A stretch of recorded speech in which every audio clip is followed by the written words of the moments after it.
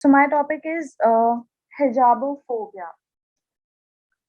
Okay, so हमें मालूम है कि the word phobia itself means fear, okay, and उसके आगे जो term लगा है that is hijab, okay. So hijabophobia primarily refers to fear of hijab, and this is actually a very recently coined term, particularly keeping in mind the rising Islamophobia. Just a minute.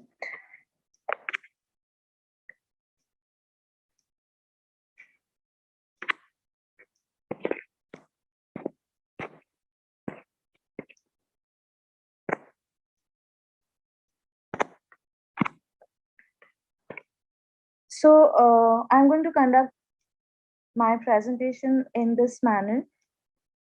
पहला topic होगा events in India and Iran. Then होगा timeline of events in India. Then it is timeline of events in Iran. Then a brief political history of Iran. Then mandatory hijab law in Iran. Then socio-political perspectives, and finally the takeaway message. I'm sorry, something is wrong. I am able to share one slide at a time. Okay, so events in India.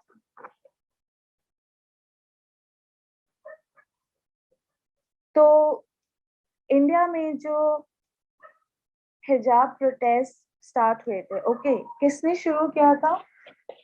Primarily वो 6 मुस्लिम girls जो कि actually students हैं, ठीक है, and ये सब शुरुआत कब हुआ? दिसंबर 2021 में। और उनके साथ हुआ क्या था?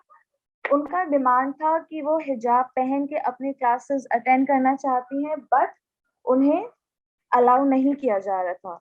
सो व्हाट हैपेंड कि कुछ मुस्लिम गर्ल्स जो थी ना, उन्होंने अपना हिजाब उतार दिया था just for the sake of attending classes.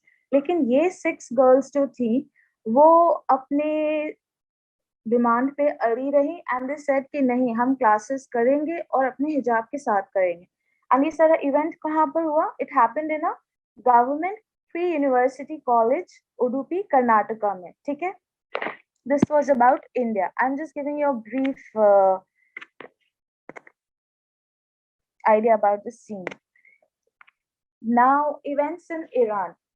Okay, so Iran में जो अभी right now protests हो रहे हैं, इसका ट्रिगर फैक्टर क्या था? एक 22 साल की लड़की जिसका नाम है महसा आमिनी, उसके डेथ से, ओके। एंड उसका डेथ कब हुआ था? 16 सितंबर 2022। नाउ इवेंट्स क्या थे? बेसिकली वो अपना हिजाब ठीक तरह से नहीं पहनी थी। दैट इज कि थोड़ा उसका हिजाब लूज था एंड उसका हेयर दिख रहा था। तो ईरान में ये लोग के लाइक मोरालिटी पुलिस होते हैं। I will explain this concept later on. तो उन्होंने उसे कस्टडी में ले लिया था फॉर दिस, और ये कब हुआ था? 13 सितंबर को, okay. And then later on what happened कि she fell into a coma and she died on 16 September. Now authority का कहना है कि हाँ, उसे हार्ट अटैक आया था एंड शी डाइड।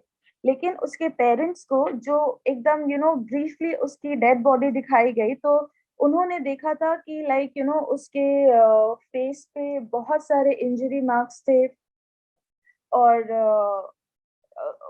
कुछ ऑफिसर्स से लाइक ये भी उनको पता चल चुका था कि हाँ, उसे मारा गया है, और उसका लाइक जो सर था ना, वो गाड़ी के अगेंस्ट बहुत जोर से टकराया भी था। तो इसीलिए लाइक बेसिकली जो लोग प्रोटेस्ट कर रहे हैं उनका यही है कि हाँ, इस मोरालिटी पुलिस के वजह से ही इस लड़की की डेथ हुई है, ओके। लेकिन अथॉरिटीज जो है वो इस बात को नहीं मान रहे। And where did all of this happen? This has happened in the capital of Iran, that is Tehran, okay. Now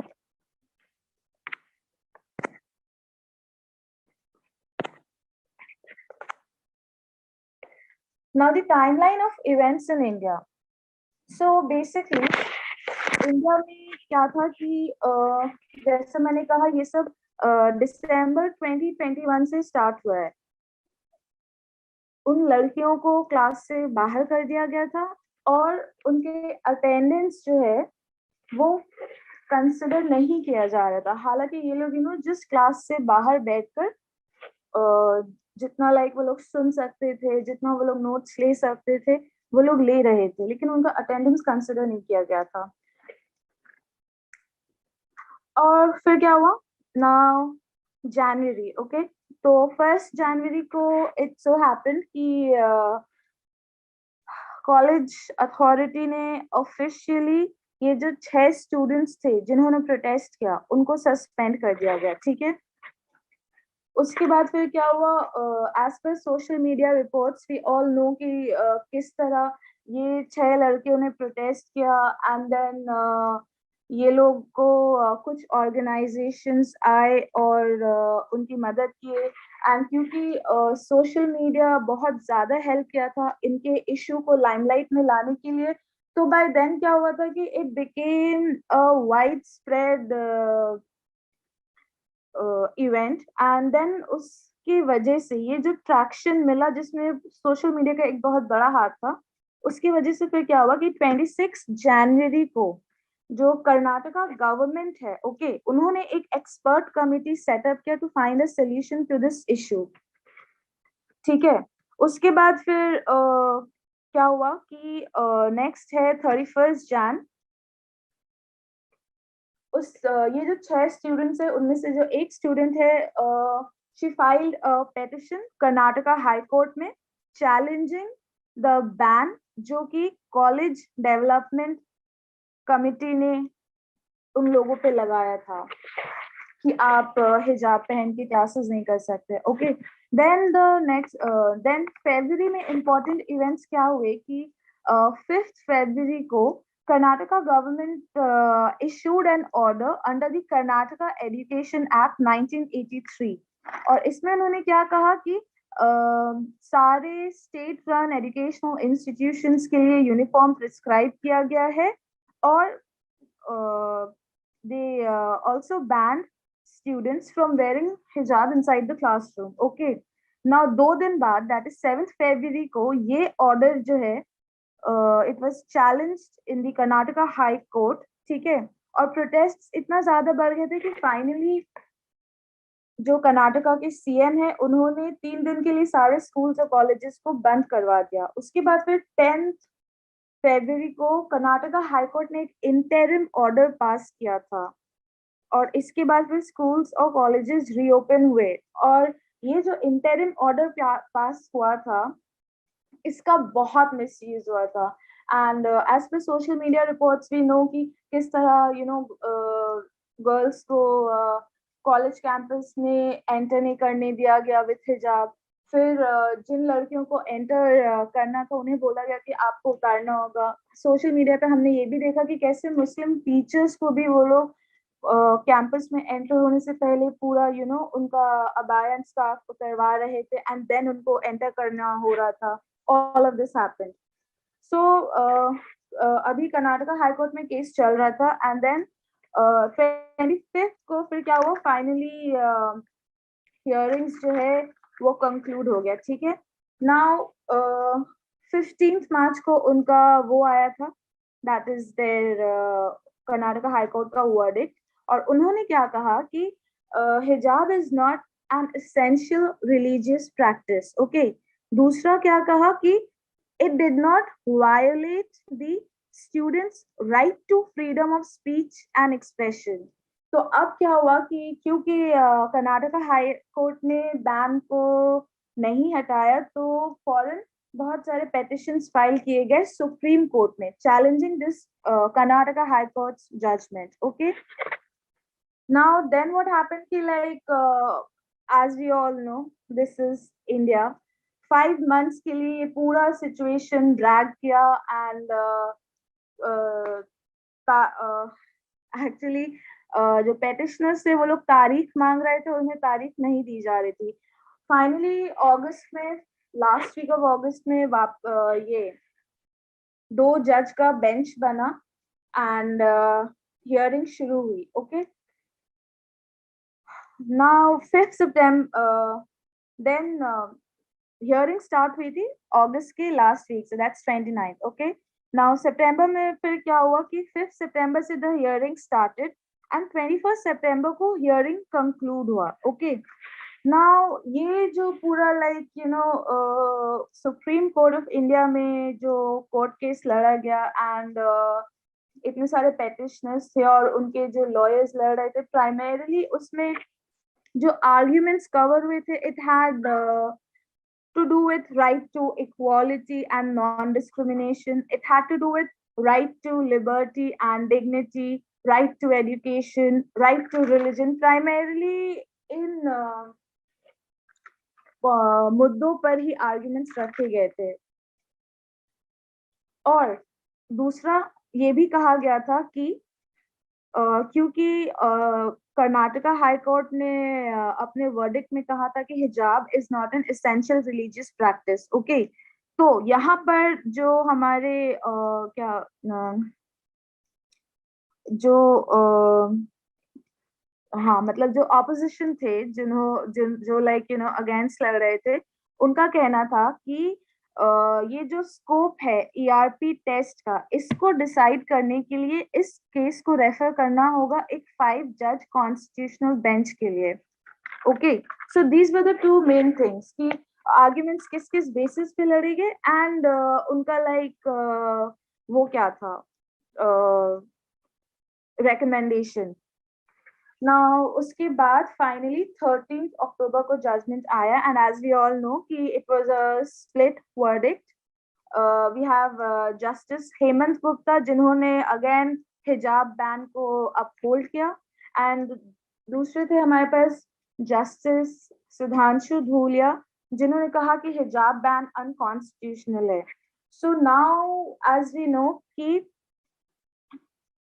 this again reverts back to the Chief Justice of India और अब उन पर है कि वो अब एक नया 3 जज का बेंच कॉन्स्टिट्यूट करे एंड फ्रेश हियरिंग्स होगा and we don't know when that's gonna happen. Okay, so this is the timeline of events which happened in India.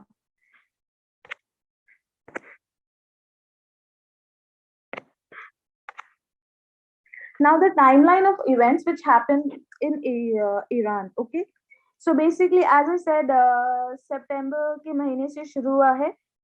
16th को महसा आमिनी का डेथ हुआ था. ठीक है, और जैसे ही लाइक लोगों को पता चला ना, एक जर्नलिस्ट के थ्रू जिसने ये बात को लीक आउट कर दी थी एंड बाद में उसी जर्नलिस्ट को ये लोग ने अरेस्ट भी किया था बिकॉज उसने ये बात लीक की थी. सो 16 तारीख that is death of Mahsa Amini. Then protesters hospital के बाहर गैदर कर चुके थे और जो वहाँ के सिक्योरिटी फोर्सेस थे वो लोग उस प्रोटेस्ट को भी कंटेन करने की कोशिश कर रहे थे. फिर दूसरे दिन दैट इज 17 सितंबर को क्या हुआ कि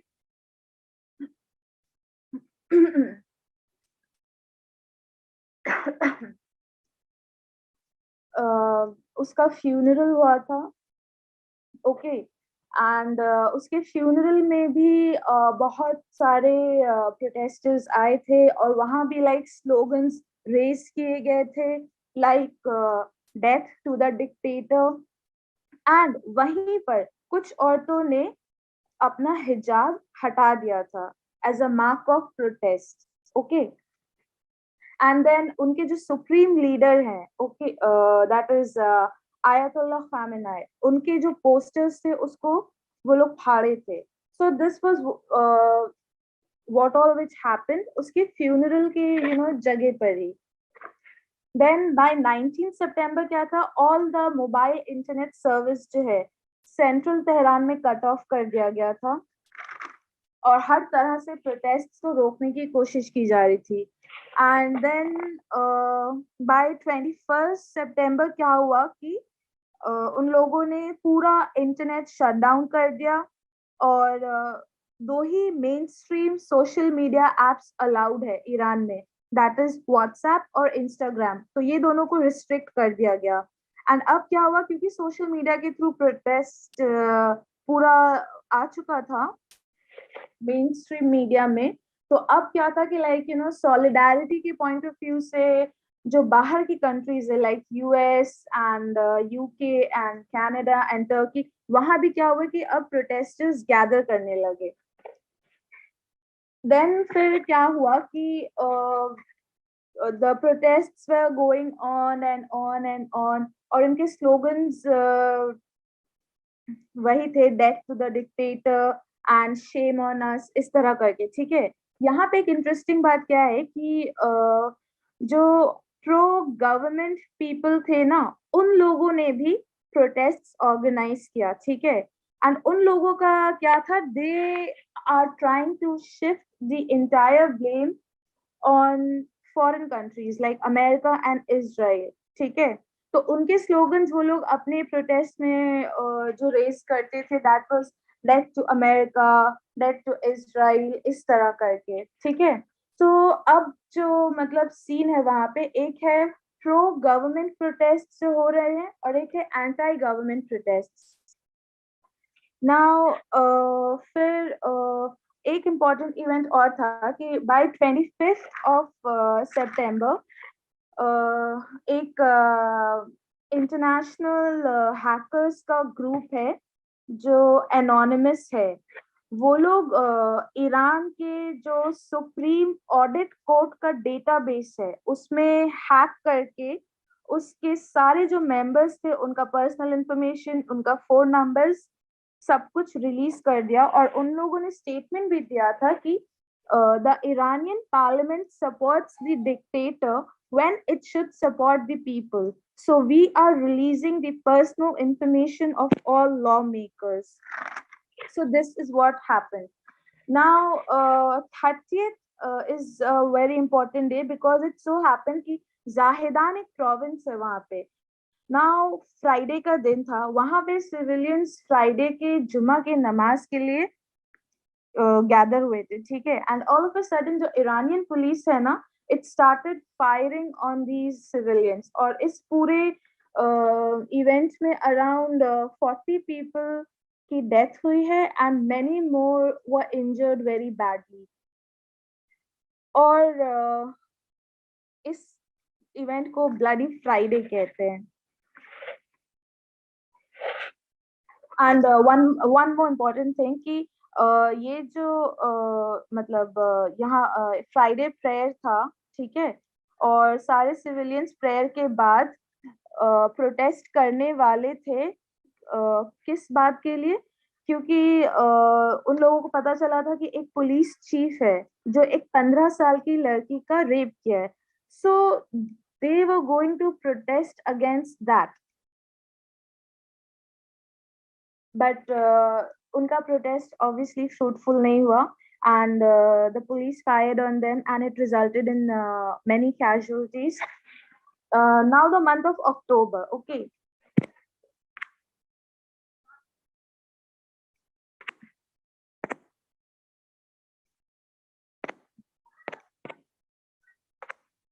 Now the month of October में जो significant events हुए थे, first की 3rd October को उनका जो सुप्रीम लीडर ऑफ ईरान है, उन्होंने एक पब्लिक स्टेटमेंट दिया एंड ही सेड कि ये सारे जो प्रोटेस्ट हो रहे हैं बेसिकली ये फॉरेन कंट्रीज का अपना कोई एजेंडा है and all of that. Basically, the Iranian government is trying to place the entire blame of these protests foreign countries पे. And then by now क्या हुआ कि अभी तक तो we could see young adults participating in the protest, but अब क्या हुआ कि स्कूल गर्ल्स जो हैं वहाँ की ईरान की, वो लोग भी प्रोटेस्ट ज्वाइन करने लगी थी और वो लोग भी अपने प्रोटेस्ट में हिजाब रिमूव कर रही थी as a mark of protest, and वो लोग भी लाइक स्लोगन्स चिल्ला रहे थे, जिसमें it was again death to the dictator, then women life freedom, ये सब. एंड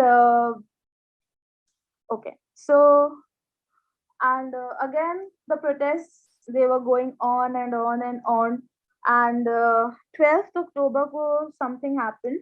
ह्यूमन राइट्स ग्रुप्स जो हैं उन्होंने चार्जेस लगाया कि बहुत सारे स्कूल गोइंग चिल्ड्रन को डिटेन किया जा रहा है. और कहाँ डिटेन किया जा रहा है? इन सो कॉल्ड साइकोलॉजिकल सेंटर्स. और उनको वहां पे रखा जाएगा और डिस्चार्ज कब किया जाएगा? Once they are reformed.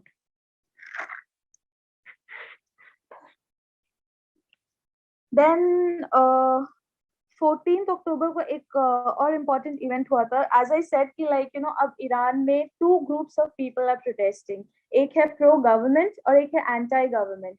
सो जो अब प्रो गवर्नमेंट वाले पीपल हैं उन लोगों ने अपना स्टैंड रखने के लिए क्या किया कि एक तेहरान में, that is the capital of Iran, उसमें एक जायंट बिल बोर्ड पर, ठीक है, अराउंड 50 प्रोमिनेंट इरानियन विमेन जो हिजाब पहनती हैं उनके पिक्चर्स को डाले और नीचे स्लोगन लिख दिया, विमेन ऑफ माय लैंड. ठीक है, तो in other words they were trying to depict कि हाँ हमारे ईरानियन विमेन जो है वो हिजाब पहनती हैं और अपनी मर्जी से पहनती हैं, ऐसा काइंड ऑफ इमेज बताना चाह रहे थे. फिर क्या हुआ कि विद इन 24 आवर्स जिन जिन विमेन का उस बिलबोर्ड पे पिक्चर था ना, उन्होंने कंप्लेन किया या उनके रिलेटिव्स ने कंप्लेन किया, एंड देन उस बिलबोर्ड को उन्हें उतारना पड़ा within 24 hours. And then 30th अक्टूबर को क्या हुआ कि एज आई सेड कि we have this morality police Iran में. ओके, और ये लोग लाइक इनका एक काम होता है कि ये लोग देखें कि हाँ औरतों ने अपना हिजाब ठीक से पहना है कि नहीं या नहीं पहना है. तो इन दोनों केसेस में क्या होता है, वो लोग उनको डिटेन करते हैं. ठीक है, एंड देन डिपेंडिंग कि कितना सिवियर ऑफेंस उन्हें लगता है उस हिसाब से इधर they are like you know just given a lecture and उनको लाइक फिर छोड़ दिया जाता है, या तो फिर कितने सारों को लाइक फाइन भी पे करना पड़ता है. सो जो बाय नाउ क्या था कि अराउंड ये सब शुरू हुआ है 16 सितंबर को. Okay, and this is 30th October, and by now more than 1000 people जो हैं उनको डिटेन किया जा चुका था. और अब तेहरान कोर्ट में इन लोगों के अगेंस्ट हियरिंग शुरू हुई, एंड इनके अगेंस्ट चार्जेस क्या लगाए गए? Corruption on earth, and secondly waging war against God. And then we come to the month of November. So the protests, they are still going on, and the thing is कि like you know अब ये Muslim countries के बीच में भी issues create कर रहा है, as well as like Iran का with rest of the western world, उसमें भी issues create कर रहा है. And now today is 4th November, okay, and आज US प्रेसिडेंट बाइडेन ने स्टेटमेंट दिया है कि वो लोग ईरान के अगेंस्ट अब इस मतलब ये जो पूरा ईरानियन प्रोटेस्ट चल रहा है वो लोग प्रोटेस्टर्स के साथ हैं, and now they are going to take a stand. Okay, so this is the timeline of events जो अभी तक ईरान में हुआ है till now.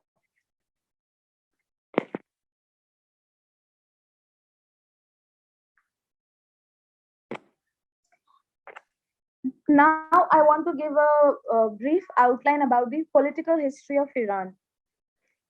So मैं उतना डिटेल्स में नहीं जाऊंगी because I know many of us are not that interested in history.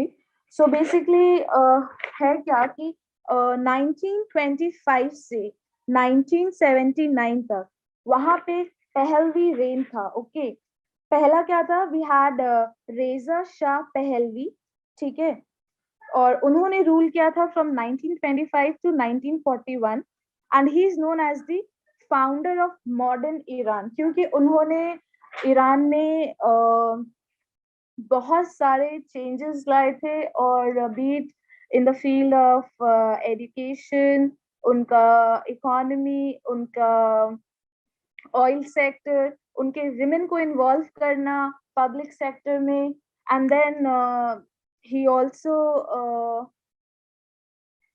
barred women from wearing hijab. Okay, so this was his actions in pushing Iran towards modernity. ठीक है, तो इसीलिए उनको फाउंडर ऑफ मॉडर्न ईरान भी कहते हैं. And then we have Mohammad Reza Pahlavi, जो कि एक्चुअली उनके सन है, एंड इन्होंने इनका रेन है from September 1941 to Feb 1979. And उसके बाद फिर क्या हुआ था कि वहां पे अगेन प्रोटेस्ट हुए थे, एंड इनको एग्जाइल में जाना पड़ा. एंड देन ईरानियन गवर्नमेंट जो उस टाइम थी, उन्होंने अपने जो सुप्रीम लीडर थे, दैट इज आयतुल्लाह खोमेनी, उनको वापस ईरान में बुलाया, and he was made the supreme leader of Iran once again. And इसमें थोड़ा सा द हिस्ट्री है कि now it is 1980, and as I have written over here also, कि Ayatollah Khomeini is the supreme leader of Iran. And one more thing which is very important to understand about Iran is that Iran is an Islamic republic. उसके name में ही उन्होंने लिखा है Islamic Republic of Iran. Now ये जो Islamic Republic वाला term है, इसको एक्चुअली 3 डिफरेंट वेज में इंटरप्रेट किया जाता है. एक है कि इस्लामिक गवर्नमेंट होगी और वो शरिया लॉज इन्फोर्स करेगी, ठीक है. दूसरा है कि मतलब सॉवरेन स्टेट होगा, and it will take a kind of a middle position, जो कि मतलब यू नो खिलाफत के भी कुछ चीजें लेगा, और जो सेक्युलर नेशनलिस्ट वाला जो ये पॉइंट्स लेगा. ओके, एंड द थर्ड वाला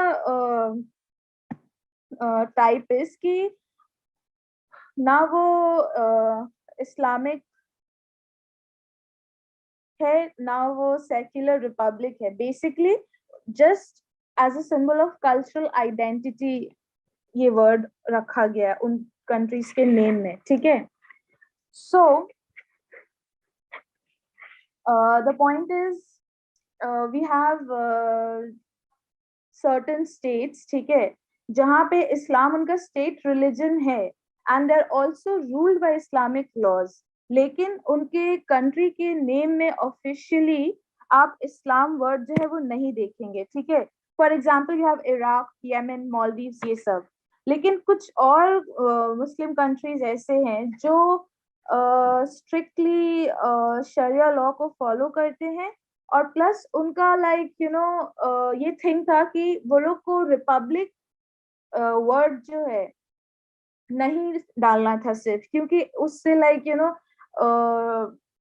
डेमोक्रेसी की बू आती है, एंड एक वेस्टर्न ओरिजिन वाला कॉनोटेशन हो जाता है. सो इसीलिए वो लोग अपने नेम में ही इस्लामिक रिपब्लिक रखे हैं. And इसमें we have examples like we have the Islamic Republic of Iran, we have the Islamic Republic of Pakistan, Islamic Republic of Mauritania, ये सब, ठीक है. Now I hope by now we have understood कि Iran का political history क्या था. Till 1979 Pahlavi reign था, जिसमें पहले बाप ने रूल किया, फिर बेटे ने रूल किया, और इन दोनों का क्या था कि they were pushing Iran towards modernity, and they had also banned women from wearing hijab, ठीक है. and then 1980 से लेके अभी तक क्या है, we have Ayatollah Khomeini as the supreme leader of Iran, and Iran अभी क्या है, Islamic Republic. और इसका मतलब क्या हुआ कि वहां पे शरिया लॉज इम्प्लीमेंट होते हैं.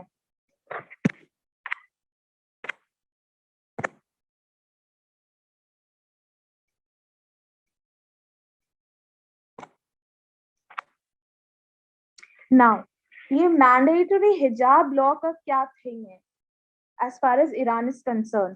सो एज आई सेड कि जो पहलवी रेन था, ओके, उसमें जो रेजा शाह पहलवी थे, who is also known as the founder of modern Iran, इन्होंने क्या किया था कि उन्होंने एक डिक्री लॉन्च किया था, एंड जो औरतें हिजाब पहनती थी या निकाब पहनती थी या बुर्का पहनती थी उसको बैन कर दिया, ओके। दूसरा उन्होंने क्या किया कि कश्फ हिजाब डिक्री किया, और इसमें क्या था कि कश्फ हिजाब के अंदर क्या था कि हर तरह का Islamic well, okay, not just बुर्का और नकाब, इवन चादर, हिजाब, एवरीथिंग बैन कर दिया गया। दूसरा, पुलिस को ये ऑर्डर दिया गया कि अगर आप लोग पब्लिकली देख रहे हैं कि कुछ औरतें हिजाब पहनी है, तो आप फिजिकली उसे रिमूव कर सकते हैं, ठीक है। तीसरा, अगर पुलिस रिमूव कर रही है और वो जो मुस्लिम औरतें हैं वो लोग रेजिस्ट कर रही हैं, तो पुलिस को ये भी परमिशन दिया गया था कि आप उन औरतों को मार सकते हैं, और उनके घर जो थे वो फोर्सिबली सर्च किए जाते थे, ठीक है। नाउ इसका आउटकम क्या हुआ? ये जो रेजा शाह पहलवी ने जो ये कश्फ हिजाब डिक्री किया था, इसका आउटकम तीन डिफरेंट तरह से हुआ। एक, बेसिकली तीन डिफरेंट ग्रुप्स बन गए, ठीक है। फर्स्ट ग्रुप का क्या था कि जो मतलब फेमिनिस्ट थी और वुमेन्स राइट्स एक्टिविस्ट थी, एंड वो लोग हिजाब के अगेंस्ट थी, दे वेलकम द मूव, ठीक है। सेकंड ग्रुप क्या था? कुछ फेमिनिस्ट जो थी, उन्हें ये हिजाब पहनना जो था वो सपोर्ट नहीं करती थी, लेकिन उनका ये कहना था कि ये जो फोर्सफुली औरतों को हिजाब उतरवाया जा रहा है वो इसके अगेंस्ट थी, ठीक है। तो वो लोग मतलब हिजाब सपोर्ट नहीं कर रहे थे, लेकिन ये जो मैंडेटरी अनवेलिंग हो रहा था पब्लिकली, वो लोग इसके अगेंस्ट थे। और थर्ड ग्रुप क्या था कि बहुत कंजर्वेटिव फीमेल्स थी, उन्होंने क्या डिसाइड किया कि क्योंकि ये कश्फ हिजाब आ चुका था, एंड पुलिस को पूरे ऑर्डर्स मिले थे और इजाजत थी इस तरह से बिहेव करने की, तो ये ग्रुप ऑफ औरतों ने क्या सोचा कि ये लोग घर से निकलेंगे ही नहीं, कि निकलेंगे नहीं तो कन्फ्रंटेशन नहीं होगा। और कुछ औरतें इसमें से ऐसी भी थी जिन्होंने सुसाइड कमिट कर लिया, क्योंकि वो लोग अपना हिजाब नहीं उतारना चाहती थी, ठीक है। So this is what happened यहाँ पे।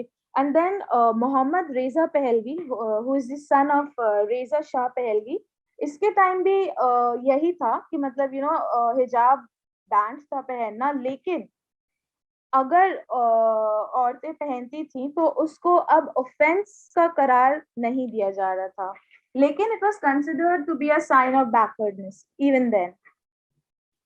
सो Reza Shah Pahlavi, the father, also known as the founder of modern Europe, he was very strict, and उनके जो बेटे थे फिर जो आए, Mohammad Reza Pahlavi, uh, the hijab ban was still there, but it was no longer criminalized, ठीक है।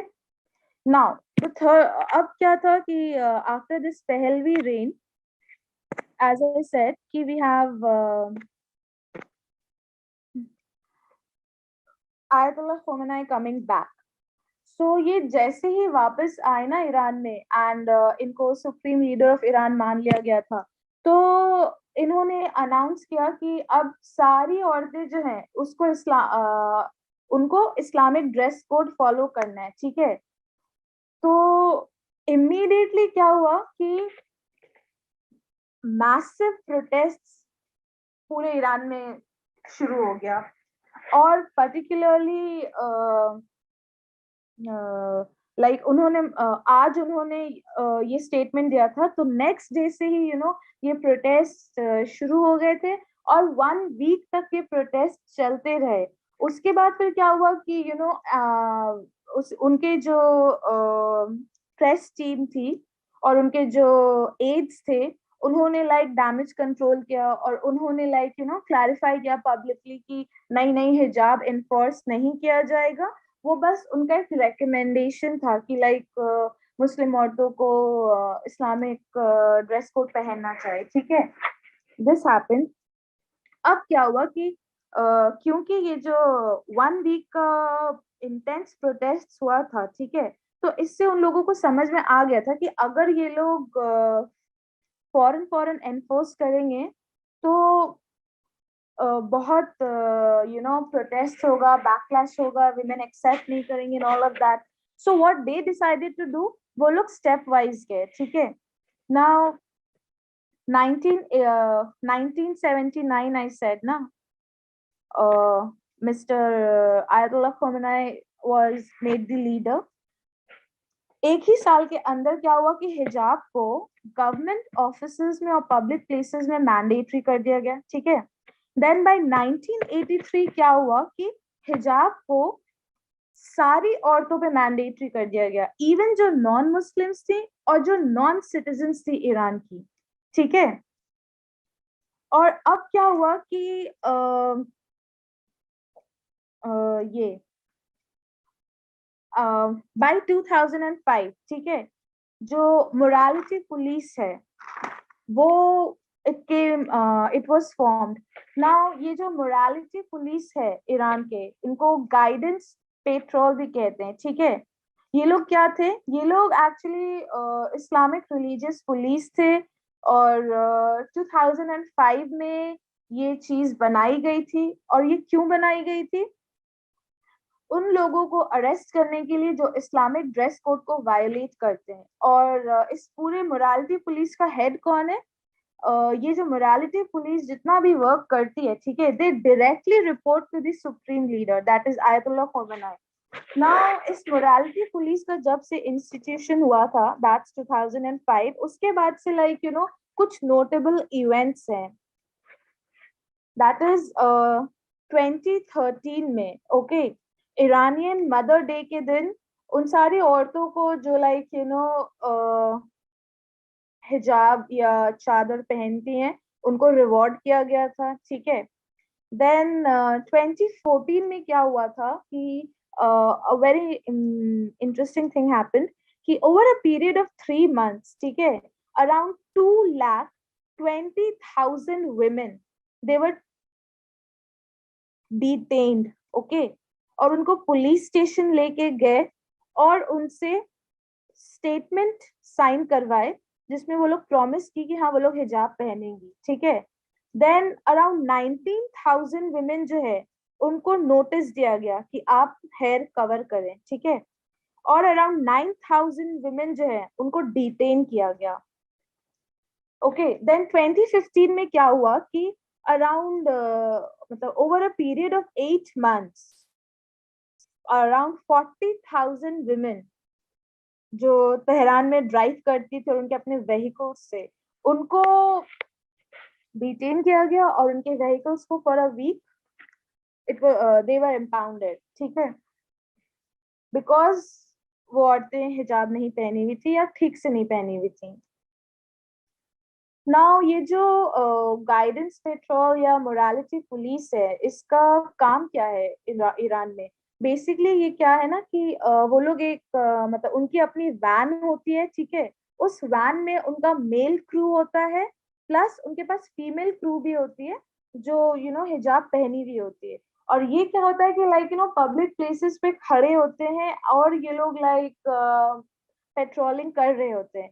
And then अगर कोई औरत दिखती है जो कि लाइक हिजाब नहीं पहनी है या वो हिजाब ठीक से नहीं पहनी है और उसका हेयर दिख रहा है, तो वो उन लोगों को अरेस्ट कर लेते हैं। और उसके बाद क्या होता है कि या वो लोग को करेक्शनल फैसिलिटी लेके जाया जाता है या तो फिर पुलिस स्टेशन लेके जाया जाता है, ठीक है। एंड देन वहां पे ले जाने के बाद उनको लेक्चर दिया जाता है about the Islamic dress code. Then अगर वो लाइक कुछ बुरे कपड़े पहने हुए होते हैं तो उनको सिजर्स दिया जाता है और उन्हीं से उनके कपड़े डिस्ट्रॉय करवाया जाता है, ठीक है। देन दिस और अगर लाइक डिटेन करने का भी उनके पास राइट्स है, ठीक है, तो इसके अंडर जो ऑफेंस है ना, उसमें क्या है कि दे can be imprison anywhere between 10 days to 2 months, और उनपे ये मॉनेटरी फाइन भी लगता है, ठीक है, ये है। एंड 1983 में एक और चीज इस ऑफेंस में ऐड हो गई थी कि जो वुमेन अपना हेयर पब्लिक में नहीं कवर करेंगे उनको 74 लैशेस दिया जाएगा, ठीक है। एंड देन अभी 2018 में एक और चीज इस ऑफेंस लिस्ट में ऐड हुई है, वो ये कि अगर उनको औरतें दिखी जो कि इस कंपल्सरी वेलिंग कोड के अगेंस्ट प्रोटेस्ट कर रही हैं, तो उनके अगेंस्ट चार्जेस लगाया जाएगा, इंसाइटिंग करप्शन एंड दूसरा प्रोस्टिट्यूशन, ठीक है। और इसके तहत they can be imprison for up to 10 years. So this is what happened. मैं एक्चुअली इतने डिटेल्स में इसलिए जा रही हूँ because I want to give you people an idea कि प्रोटेस्ट यहाँ तक कैसे आए।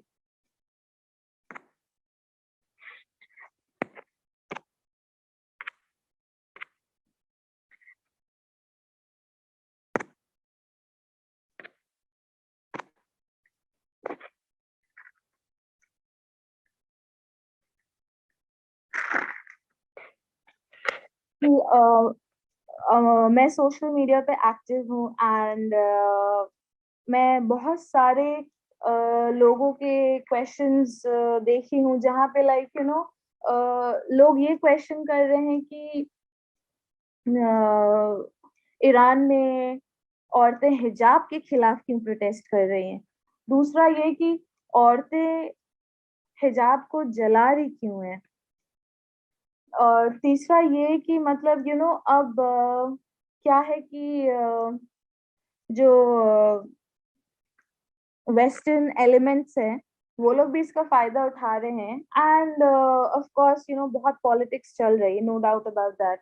एंड द और क्योंकि हम लोग इंडिया को बिलोंग करते हैं और इंडिया में खुद ही हिजाब को लेके इतने बड़ा केस चल रहा है सुप्रीम कोर्ट में, so all of us were a bit worried कि लाइक वहाँ का जो सिनेरियो वो कहीं हमारे कंट्री के सिचुएशन को इन्फ्लुएंस ना करे एंड स्टफ, ठीक है। And then obviously we are questioned by non Muslims whenever these kind of things they come into the limelight, and उनका क्वेश्चन यही आ जाता है इन जनरल कि हाँ तुम्हारा इस्लाम ऐसा है, तुम्हारा इस्लाम वैसा है, तुम्हारा इस्लाम औरतों को फ्रीडम नहीं देता है, एंड इस तरह के सारे questions.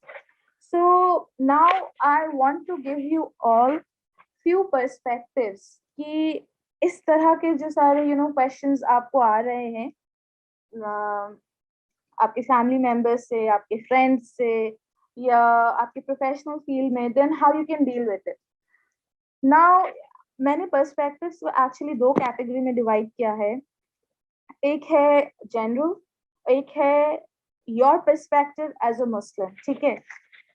Now let's deal with the general perspective first. Okay, पहली बात ये है, my first point is this, ठीक है। हम लोग एक सिविल सोसाइटी में रहते हैं, ठीक है, और एक सिविल सोसाइटी में रहने का मतलब कि सोशल ऑर्डर रहेगा। नाउ व्हाट हैपेंस कि सोसाइटी में चेंजेस आते रहते हैं, उस हिसाब से सोशल ऑर्डर जो होता है वो चेंज होता रहता है, एंड डिपेंडिंग ऑन दैट कि क्या लैकिंग है सोसाइटी में और क्या डिमांड्स है, उस वजह से many isms are born, like communism, socialism, capitalism, fascism, these kind of stuffs, ठीक है। so अब right now ये जो if you keep 2022 in mind, majority of the world जो है इन जनरल देखा जाए तो एक सेक्युलर मॉडल अपनाती है, ठीक है। या ह्यूमैनिस्ट मॉडल अपनाती है।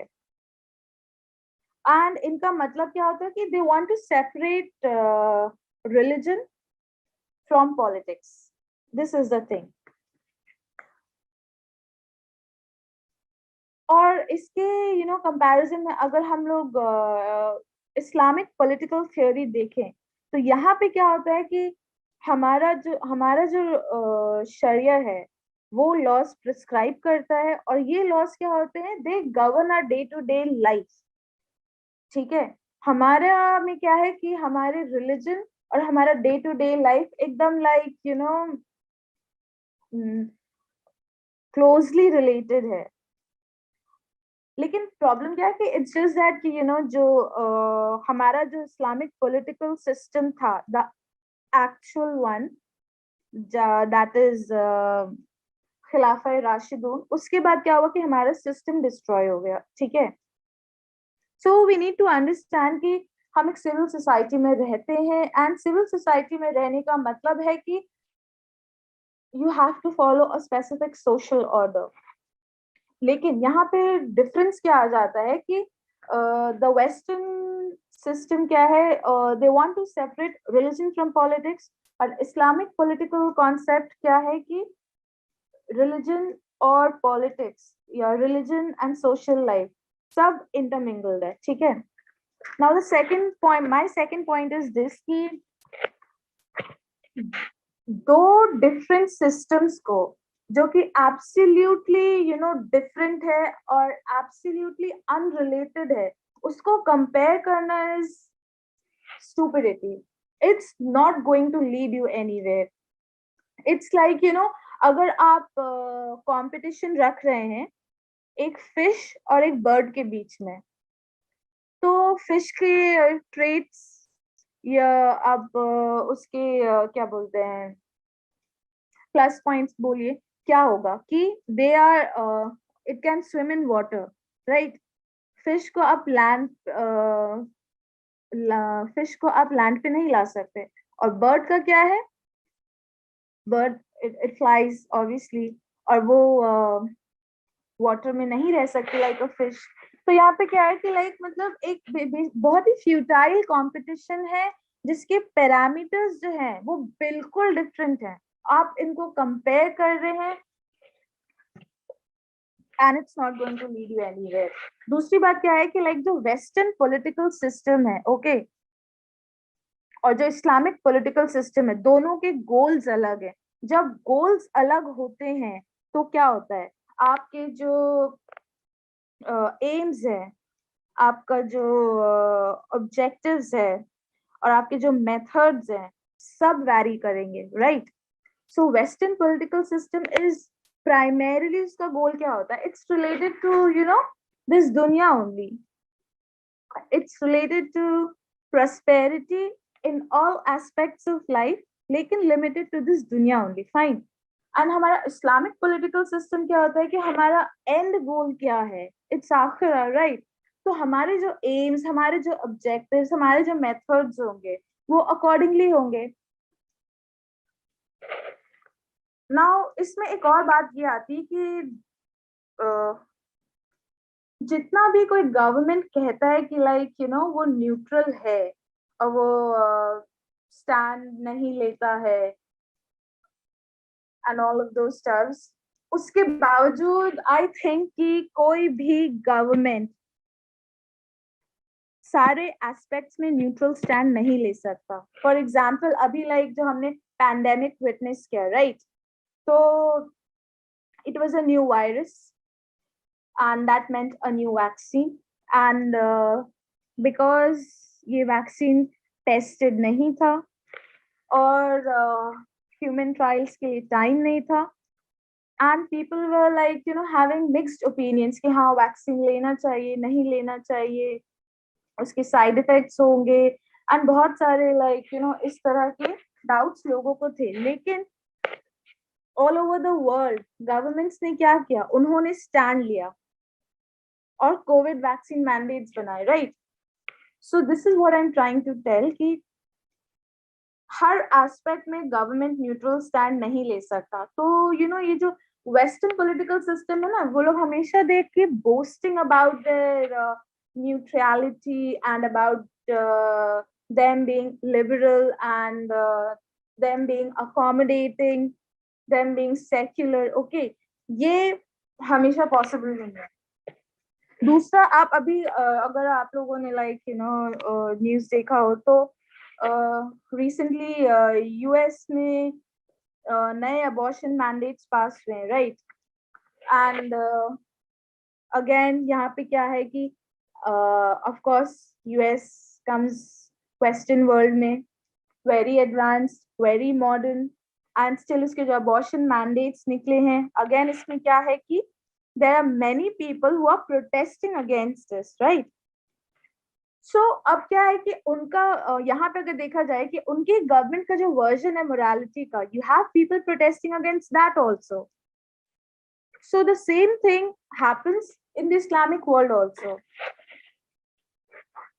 So this is the thing which I'm trying to say कि like कोई भी गवर्नमेंट हर वक्त न्यूट्रल स्टैंड नहीं रख सकते। और दूसरी बात कि ये जो वेस्टर्न पॉलिटिकल सिस्टम में they keep boasting about these terms, even they have witnessed protests when it comes to their version of morality. Now the third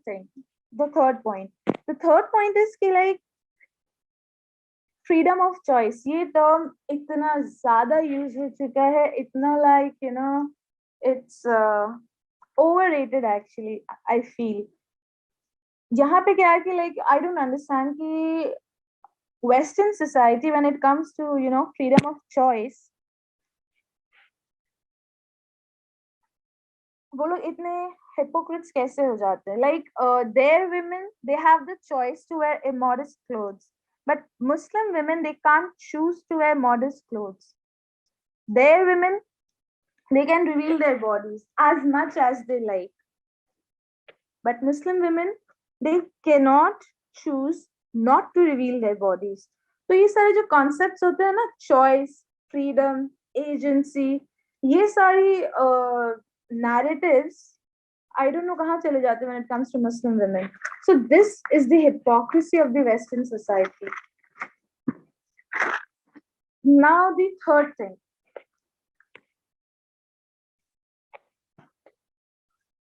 We all know about media and the various types of media. Now यहाँ पे बात है कि media, जिस भी country की media हो, उसका हमेशा vested interests होता है as far as the functioning governments are concerned, and they're either getting influenced by power or money or policies, etc. Okay, so media को जिस अपना एजेंडा रख के, जिस चीज को वो लोग हाईलाइट करना चाहते हैं, जिस चीज को वो लोग बैकड्रॉप में लेके जाना चाहते हैं, तो इस तरह से ही प्रेजेंट किया जाता है।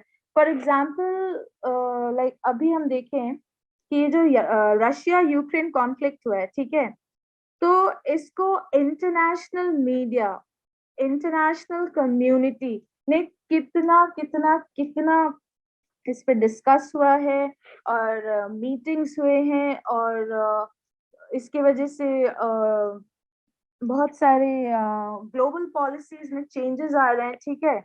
Now when you compare this issue with Israel and Palestine, वो इशू कब से चल रहा है? 1948 से। बट क्या आपने इंटरनेशनल मीडिया को और इंटरनेशनल कम्युनिटी को कभी देखा कि लाइक वो लोग खड़े होके इस इशू के बारे में बात कर रहे हो? उन्होंने लाइक इतना उनके अंदर कॉन्शियस हो, इतना उनके अंदर करेज हो कि दे कैन पॉइंट आउट कि यहाँ पे कौन गलत है और कौन सही है?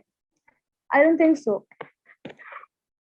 उसके बाद लाइक अगर हम अपने इंडिया का एग्जांपल ले लें, वी हैव दी गोदी मीडिया, राइट? तो एज आई वाज सेइंग कि बहुत कम जर्नलिस्ट इंडिया में बचे हैं जो कि लाइक बहुत ही ऑब्जेक्टिवली जर्नलिज्म कर रहे हैं।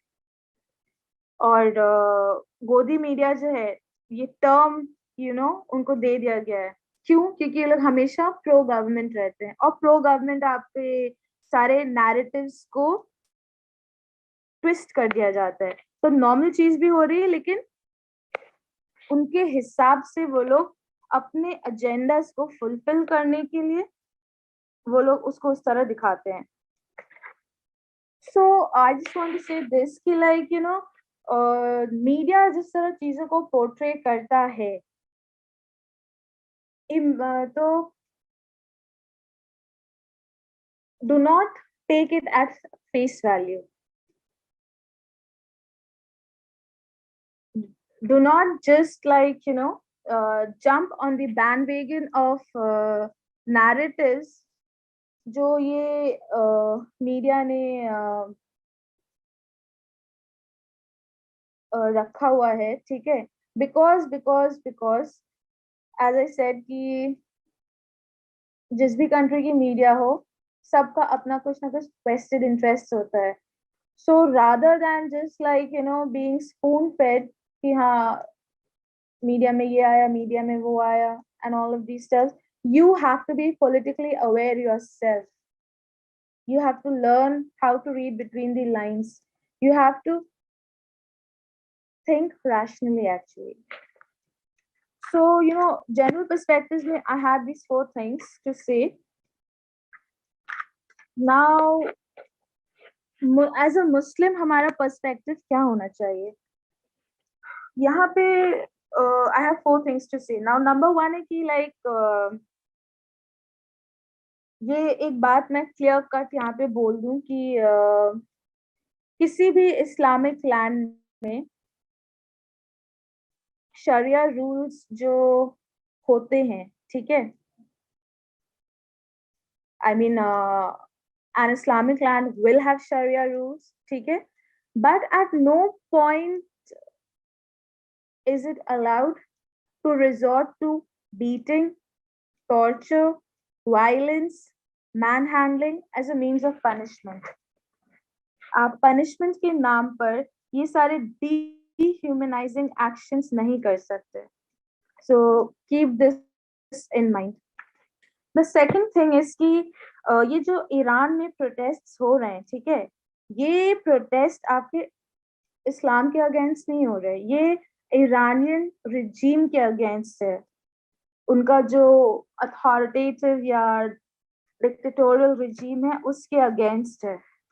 सो as far as these protests are concerned, इसमें पॉलिटिक्स का ज्यादा रोल है जितना कि रिलीजन का नहीं.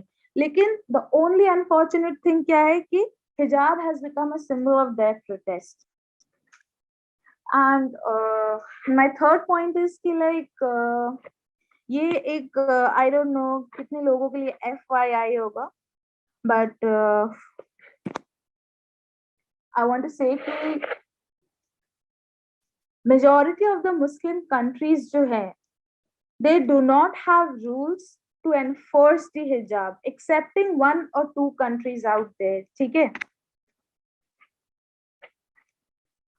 तो यहाँ पे क्या होता है कि जो वो सारे लोग जो होते हैं ना, जो हमेशा परफेक्ट सिनेरियो और ये परफेक्ट लैंड है और वहाँ पे परफेक्टली इस्लाम फॉलो किया जा रहा है और सारे शरिया के लॉज एप्लीकेबल है and absolute peace and order है, ये सारे जो लोग होते हैं ना, जिनको हम आइडियलिस्ट या यूटोपियंस कहते हैं, मैं उन लोगों को कहना चाहूंगी कि मतलब बहुत से लोग बोलते हैं कि हाँ खिलाफत आना चाहिए और ये इस्लाम आ जाएगा, सारे प्रॉब्लम सॉल्व हो जाएंगे and all of these things, ठीक है.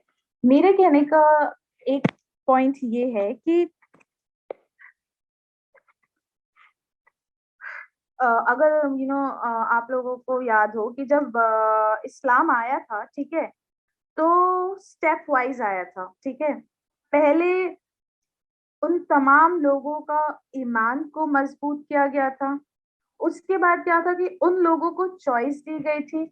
उसके बाद क्या था कि उन लोगों को कमांड्स दिए गए थे कि हाँ ये हलाल है, ये हराम है, हलाल करना है, हराम नहीं करना है, इस तरह करके, ठीक है। सो हुआ क्या था कि step by step they had gone, and even Ayesha रज़ी अल्लाह अन्हा had said कि अगर फर्स्ट कमांड ये होता कि हाँ तुम लोग शराब नहीं पी सकते, तो उस वक्त के कोई भी जो लोग हैं वो लोग इस्लाम कबूल नहीं करते। ओके, तो यहाँ पे I am trying to tell you people about the wisdom. कभी भी लाइक वन से डायरेक्टली 100 पे आप नहीं जा सकते, and it simply cannot happen overnight. So ये बहुत ही स्टेप बाय स्टेप प्रोसीजर है। अब आप सोचेंगे कि हाँ मतलब यू नो ये पर्टिकुलर कंट्री है और अभी इसमें गवर्नमेंट चेंज आया है, and the first thing which that government is doing what, it is enforcing हिजाब। Why? Is it the need? क्या आपके पास और प्रेसिंग इश्यूज नहीं है जिसमें आप बहुत सारे चेंजेस ला सकते हैं? तो बेसिकली यहाँ पे थिंग इज कि यू हैव टू प्रायोरिटाइज कि हाँ कौन से इश्यूज को डील करना है पहले और कौन से इश्यूज को डील करना है बाद में। और इसमें बहुत हिकमत की रिक्वायरमेंट है कि लाइक फॉर एग्जाम्पल अगर मैं अपने आप को लूँ, ओके, हाइपोथेटिकली, ठीक है, hypothetically I am saying this कि अगर मैं इंडिया की पीएम बन जाती हूँ, ठीक है, तो मेरा फर्स्ट कंसर्न क्या होगा कि मैं जॉब्स क्रिएट करूँ, मैं एजुकेशन में इम्प्रूवमेंट लाऊं, मैं हेल्थ सेक्टर को और बेहतर करूं, मैं विमेन सेफ्टी का मुद्दा जो है इस पे ग्राउंड लेवल पे वर्क करूं, राइट। मैं अगर आज पीएम बनी हूँ, कल मैं ये नहीं बोल सकती कि हाँ सारे जो हेट मॉन्गर्स हैं और सारे जो लोग हैं जो हेट स्पीच दे रहे हैं उनको अरेस्ट करो और जेल में डालो। आपको लगता है कि लाइक लोग आपको पॉजिटिवली देखेंगे, या लोग आपको प्रोग्रेसिव लीडर समझेंगे, या लोग थ्रेटेंड फील नहीं करेंगे? I don't think so. सो यही बात है कि like you have to prioritise, and आपको बहुत हिकमत से जाना है। So finally to conclude, I would like to say कि कंक्लूड इन द सेंस कि लाइक पर्सपेक्टिव्स में मेरा कंक्लूजन ये रहेगा कि लाइक अगर आप देखें तो किसी को भी अल्टीमेट फ्रीडम नहीं मिल सकती। अगर आप वेस्ट को भी कंसिडर करें तो उनके भी बाउंड्रीज हैं, लेकिन क्या है कि उनके बाउंड्रीज कॉन्स्टेंटली चेंज हो रहे हैं with increasing modernity in their society. West में भी एक जमाना था जहाँ पे बिकिनी अलाउड नहीं था औरतों को पहनना बीचेस पे, और आज क्या है कि विमेन ओपनली बिकिनी पहनती हैं, राइट। सो यहाँ पे यही बात है कि मतलब पहले थोड़ा पहले लाइक थोड़ा सा अलाउ होता है, फिर क्या होता है कि थोड़ा और अलाउ हो जाता है, फिर क्या होता है कि उससे ज्यादा अलाउ हो जाता है, राइट। तो it starts with showing just a little bit of your skin, if I have to say, keeping this particular aspect in mind। okay, यहाँ पे मैं ये कहना चाह रही कि इस चीज को ये एक्चुअली फ्लड गेट आर्ग्यूमेंट कहते हैं। जो जैसे कि अगर मैं आपको इस्लामिक पर्सपेक्टिव से समझाऊं कि इंसान मतलब एक दिन में लाइक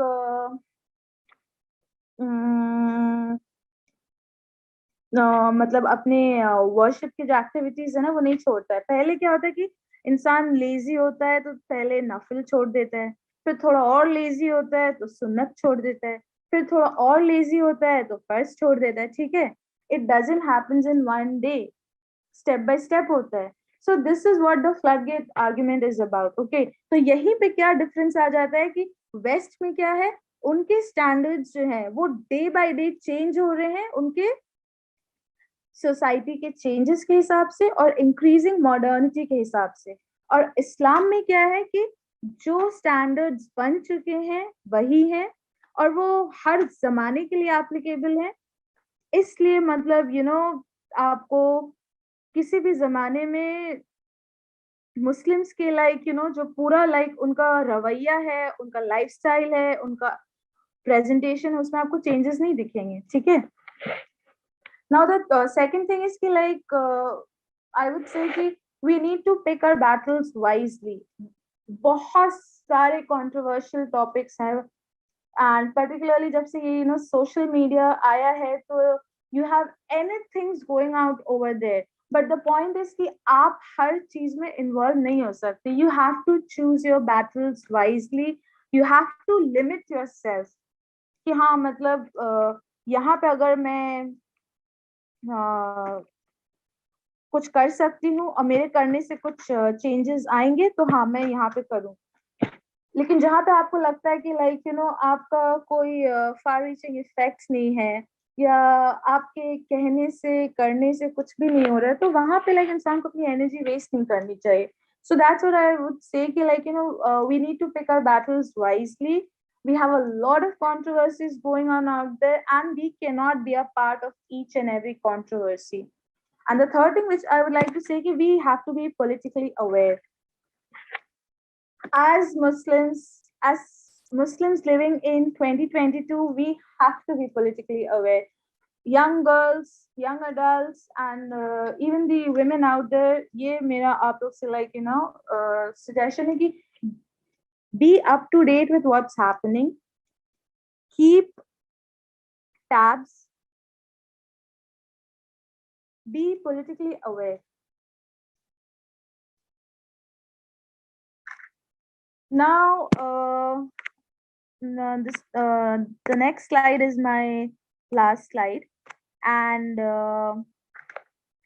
ये जो मेरा पूरा presentation था about the events which happened in Iran, the events which happened in India, and the protests which are happening in Iran, and why have the protests taken such a form, and then the perspectives which we need to have. So, takeaway message में मैं ये बोलना चाहूंगी, मैं number 1 point is कि India में क्या है, इंडिया में एक रिलीजियस इशू को उन लोगों ने एक पॉलिटिकल इशू बना दिया है, ठीक है। और ईरान में क्या होगा कि एक political issue has taken a religious turn, and that is how the hijab has become a symbol of that protest, ठीक है। तो दोनों अलग अलग चीजें हैं, and we need to be very clear about this. Second thing क्या है कि पर्सनली अगर देखा जाए, मैं एक हिजाबी मुस्लिम गर्ल हूँ, तो मुझे बहुत अपसेटिंग लगा था जब मैंने सोशल मीडिया पे देखा था पिक्चर्स एंड वीडियोस जहाँ पे औरतें हिजाब उतार रही हैं और हिजाब चला रही हैं इस तरह के। बट द पॉइंट इज कि we need to understand where they are coming from, we need to understand their protest, we need to differentiate the fact कि उनका protest is against the Iranian government and not Islam. And of course, it is upsetting for us as Muslim women to see other Muslim women burning hijabs, but that matter is absolutely between them and Allah subhanahu wa ta'ala. The third thing जो मैं बोलना चाहूंगी कि there is always this comparison going on, okay? Western world, Islamic world. तो यहाँ पे मैं ये बोलना चाहूंगी कि वेस्टर्न वर्ल्ड के भी अपने फ्लॉज हैं, और इस्लामिक वर्ल्ड जो है, यहाँ पे मैं एक्चुअली एक स्टेटमेंट कहना चाहूंगी which will clear a lot of things कि just a moment.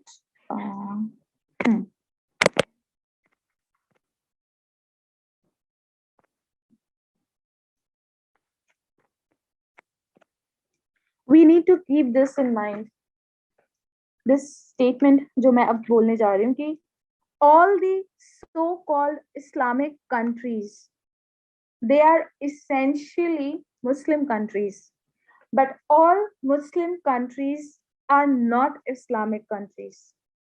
I'll repeat this once again. All sorry, all so-called Islamic countries are essentially Muslim countries, but all Muslim countries are not Islamic countries. This is the working principle and we need to keep this in mind. So इसीलिए मैं बोल रही हूँ कि Islamic world के भी अपने flaws हैं और वेस्टर्न वर्ल्ड के भी अपने फ्लॉज हैं, बट बैलेंस यहाँ पे कौन लेकर आता है? Islam, obviously. And the fourth thing is कि जो हमारे हमारे प्रॉफिट का जो लास्ट सर्मन था, राइट, उसमें उन्होंने कहा था कि the deen has been revealed finally. Today the religion has been perfected and revealed to all of you. Okay, this was the statement. So यहाँ पे मैं वही कहना चाहूंगी कि the religion Islam has been revealed, the lines have been drawn, the boundaries have been made. अब अगर आप इस्लाम एक्सेप्ट करते हैं तो या आप इन बाउंड्रीज को मानेंगे, इन हुदूद को मानेंगे, या तो फिर आप इन हुदूद को नहीं मानेंगे और आप उसके बियॉन्ड जाएंगे. लेकिन यहाँ पे कोई भी बीच का रास्ता नहीं है. You're either accepting Islam or you're not accepting Islam.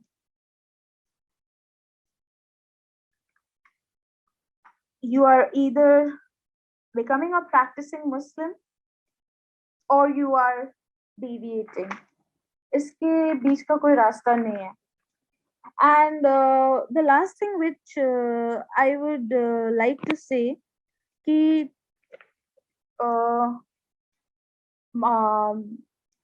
particularly the feminists and the liberals and seculars in a way, इन सब का like हमेशा इस्लाम को लेके ये रहता है कि हाँ, why is Islam not pro women? ठीक है, तो यहाँ पे मैं ये कहना चाहूंगी कि one thing has to be made very clear कि Islam, it teaches equity and not equality. ठीक है, so we are having gender specific laws in Islam, period.